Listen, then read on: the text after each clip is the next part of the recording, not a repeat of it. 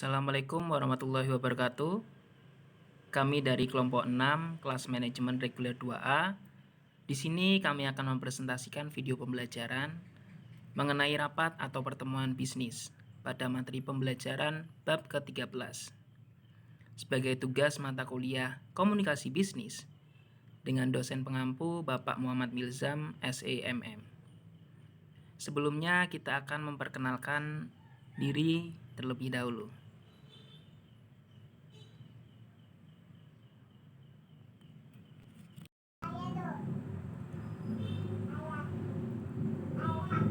Perkenalkan, nama saya Osaka Roma, NPM saya 0117065221.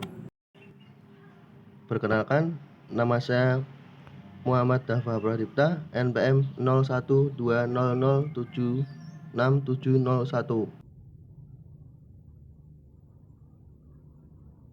Perkenalkan, nama saya Vivianti Oki Anggreni, NPM 0120077381. Perkenalkan, nama saya Alika Lisha Putri, NPM 0120078241. Perkenalkan, nama saya Ferdi Firmansyah F, NPM 0120078541. Baik, materi yang pertama akan disampaikan oleh Vivianti Oki Anggraini.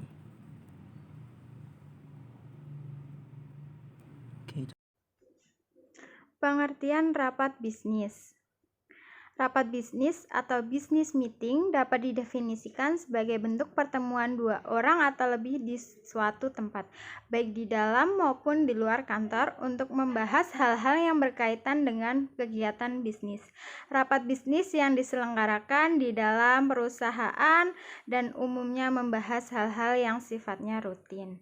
Pemilihan tempat penyelenggaraan rapat di dalam atau di luar perusahaan dapat dilakukan berdasarkan urgensi atau tingkat kepentingannya, bisa juga jumlah pesertanya banyak atau sedikit, dan bisa juga ketersediaan faktor finansial atau dana pendukungnya.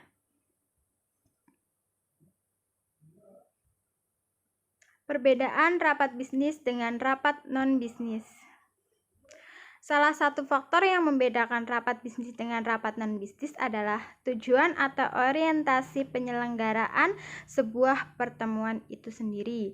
Dalam hal ini, rapat bisnis tentu orientasi atau tujuannya adalah bisnis.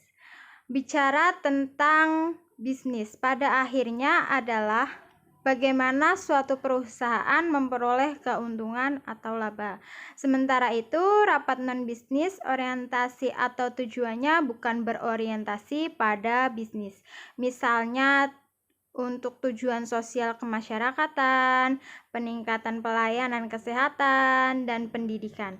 Dilihat dari sisi formalitasnya, rapat non-bisnis sifatnya adalah normal atau formal meeting dan tidak formal atau informal meeting.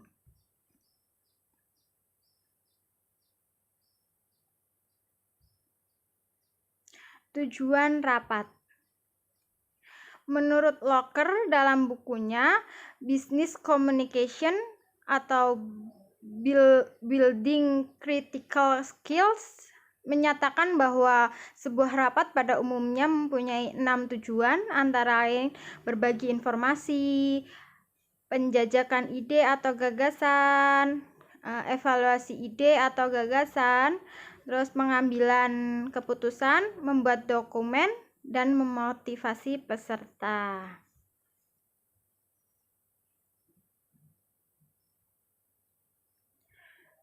Tujuan rapat dalam konteks bisnis. Penyelenggaraan rapat bisnis tidak harus mencangkup ke-6 tujuan tersebut. Rapat bisnis diselenggarakan oleh sebuah perusahaan bisa saja hanya dimaksudkan untuk menginformasikan berbagai informasi penting yang diketahui oleh peserta rapat, diikuti dengan sesi tanya jawab. Rapat bisnis juga dimaksudkan untuk menghasilkan sebuah dokumen penting bagi perusahaan. Jenis-jenis rapat. Oliver's Rate dalam conducting effective meetings dikelompokkan rapat ke dalam 5 jenis sebagai berikut. 1. Pengarahan. 2. Rapat konsultasi. Ketiga, rapat komite. Keempat, rapat dewan. Yang kelima, bernegosiasi.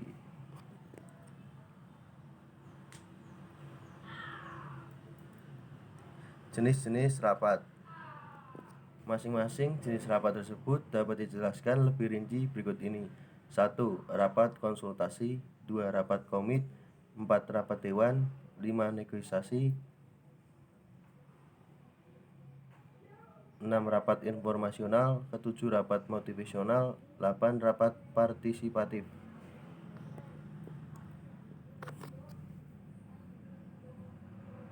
Perencanaan rapat bisnis. Perencanaan atau planning yang baik tentu dapat membantu mempermudah pencapaian tujuan yang dikehendaki. Ada beberapa ciri tentang bagaimana mendesain sebuah agenda rapat bisnis yang baik, antara lain. 1. Cantumkan tanggal, tempat, waktu mulai, dan waktu selesai. Kedua, cantumkan rumusan, tujuan atau maksud rapat. Ketiga, cantumkan siapa saja yang hadir. Keempat, alokasi waktu untuk setiap topik yang dibahas. Kelima, bahan-bahan bagi peserta yang harus diselesaikan sebelum rapat dimulai. Bahan-bahan rapat dibagikan kepada setiap peserta bisnis selambat-lambatnya seminggu sebelum rapat bisnis diadakan.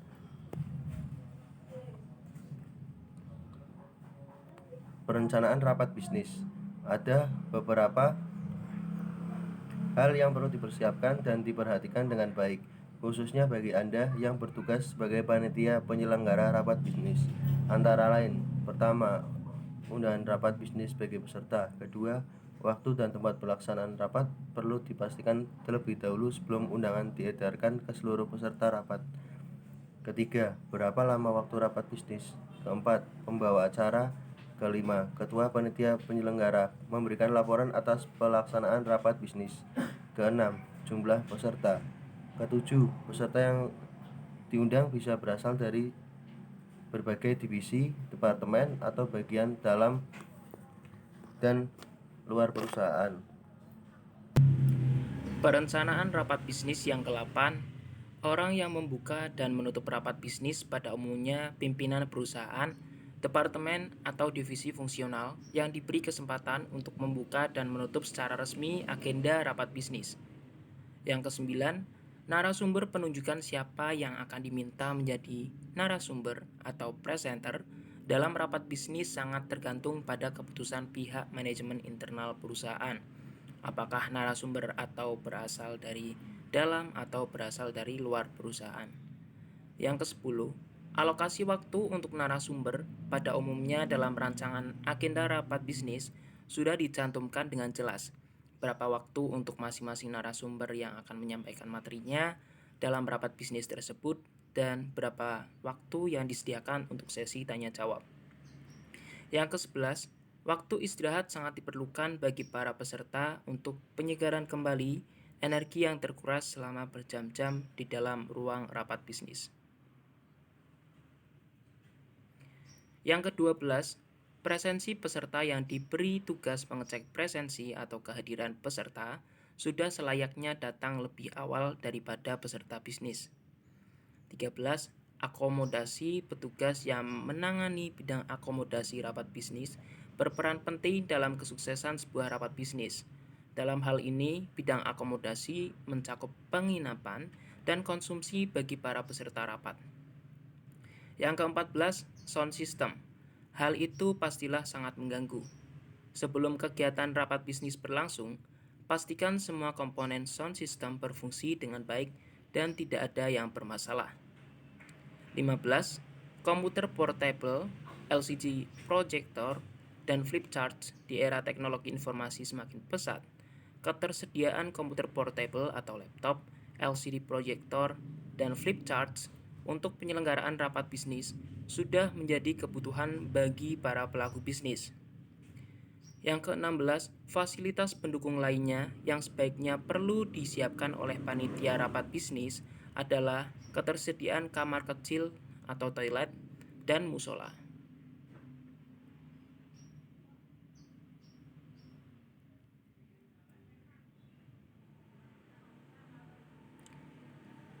Pelaksanaan rapat bisnis. Efektivitas sebuah rapat bisnis sangat ditentukan oleh 3 komponen penting, yaitu 1. Kesiapan panitia penyelenggara dalam mempersiapkan segala sesuatunya.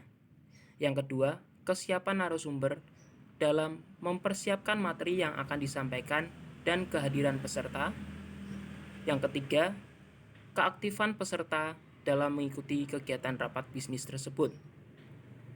Salah satu fasilitas pendukung yang perlu disiapkan panitia penyelenggara rapat bisnis adalah pengaturan posisi tempat duduk atau layout yang nyaman dan memungkinkan interaksi yang baik antara pimpinan dan peserta rapat bisnis.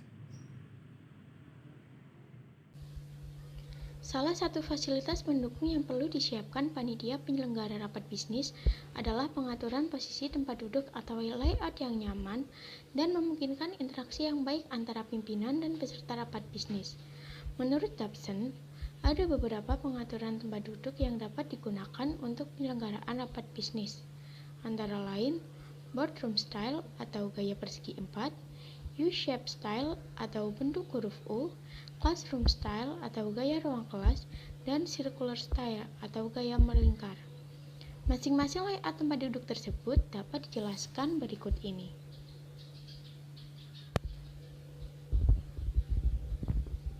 Yang pertama ada gaya persegi 4 atau boardroom style. Susunan tempat duduk yang berbentuk gaya persegi 4 atau boardroom style dapat digunakan untuk rapat bisnis dengan jumlah peserta rapat yang relatif terbatas. Di samping itu, dengan jumlah peserta yang terbatas, dimungkinkan interaksi yang lebih baik antar peserta.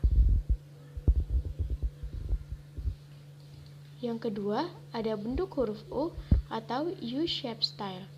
Lebih sesuai digunakan untuk jumlah peserta yang lebih banyak daripada bentuk persegi 4. Alat audiovisual dapat diletakkan di depan.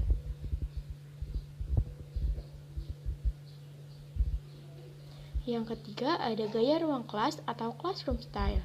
Dapat digunakan untuk rapat bisnis yang dihadiri oleh para peserta rapat bisnis dalam jumlah yang bisa mencapai ratusan orang. Dalam hal ini, pemanfaatan alat audiovisual sebagai media presentasi menjadi sangat penting. Pelaksanaan rapat bisnis. 4. Gaya melingkar, circular style. Suasana tempat duduk dengan gaya melingkar, circular style memberikan peluang interaksi antar peserta jadi lebih baik dan jumlah yang relatif lebih sedikit.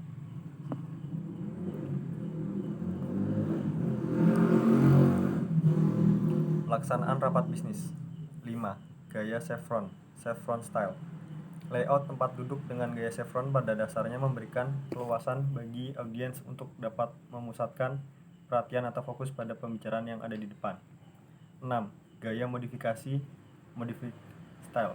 Layout tempat duduk dengan gaya modifikasi hampir sama dengan layout gaya chevron. Hanya perbedaannya, gaya modifikasi menempatkan baris tempat duduk di sisi tengah antara sisi lebih kiri dan sisi lebih kanan.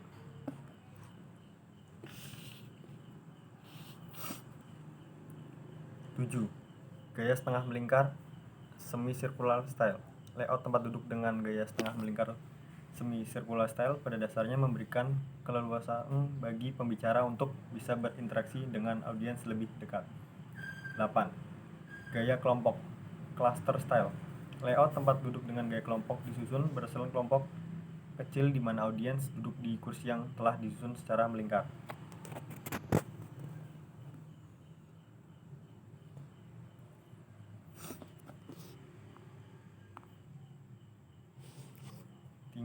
Tindak lanjut rapat bisnis. Apa yang dihasilkan dalam rapat bisnis hendaknya didokumentasikan dengan baik, terutama hasil kesepakatan selama penambahan topik sesuai dengan agenda rapat yang perlu disetujui bersama. Apabila rapat bisnis tersebut melibatkan mitra bisnis dari perusahaan lain, sudah selayaknya mitra bisnis tersebut memperoleh laporan hasil akhir bisnis. Hal ini mereka terlihat secara aktif, bahkan menjadi sponsor penting dalam rapat bisnis tersebut.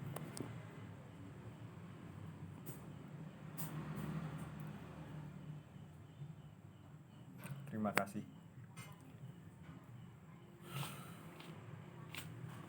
Itu dia video pembelajaran mengenai rapat atau pertemanan bisnis dari kelompok kami.